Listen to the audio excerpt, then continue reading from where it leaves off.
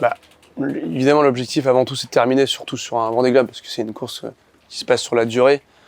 Donc voilà, on parle de naviguer en bon marin, de ménager sa monture, tout ça.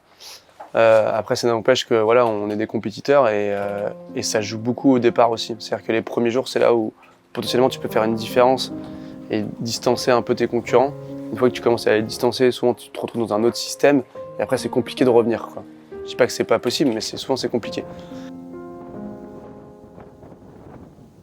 Donc, et c'est vrai que les premiers jours, souvent tu es au taquet.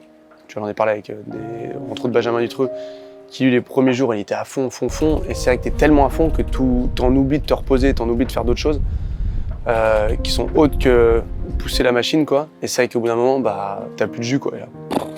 Et là t'as plus rien, quoi, tu vois. Et donc faut faire attention à ça. Après, bah, c'est vrai que ce qui est impressionnant, c'est les départs. Les départs, pourquoi? Parce que bon, après là, on sera pas, tu vois, on sera à 40 bateaux. Sur une Jacques Vabre, on était 100 bateaux. La Route du Rhum, on était 140 bateaux. Bah, c'est vrai que sur les départs, souvent tu as du contact, donc il faut bien se positionner, tout ça. Et c'est vrai que là, il faut rester assez vigilant. Voilà, là, il faut faire gaffe aussi, c'est pas de brûler la ligne de départ, parce que ça arrivé là à 2 personnes là, sur la Jacques Vabre, tu vois, en IMOCA. Et ils ont brûlé la ligne de départ de 2 secondes. Ils ont eu 5 heures de pénalité derrière, tu vois, 5 heures à tourner dans l'eau. Bon, le calcul, il est pas rentable, quoi, tu vois. Donc moi, je préfère partir un peu en second plan, quoi. Mais tu vois, ce que je fais, comme ce que j'avais fait pour la Route du Rhum, ma dernière grosse course en solo, c'est que je m'étais mis vraiment avec Thomas Ruyant, d'ailleurs, qui avait gagné la Route du Rhum, qui est un super marin. Et je m'étais dit, bon, moi, je me mets derrière lui, logiquement, je risque rien, tu vois. Et puis voilà, je les suis. Mais c'est vrai que moi comme tout ça, ça reste assez nouveau, donc voilà, je préfère faire attention quand même.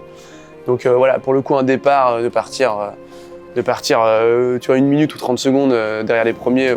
Bon, pour moi, il n'y a pas beaucoup d'enjeux. Après, bah oui, il y a la télé pour les images et tout. C'est sûr que quand tu es sur les avant-postes, bah ouais, tu es plus mis en avant, quoi, tu vois. Mais voilà, après, c'est des calculs, c'est ton ressenti, c'est plein de paramètres qui rentrent en compte, quoi. Ouais, mais après, c'est sûr que c'est toujours un peu stressant, quand même, les départs. Ouais, je vais pas te mentir. Ouais.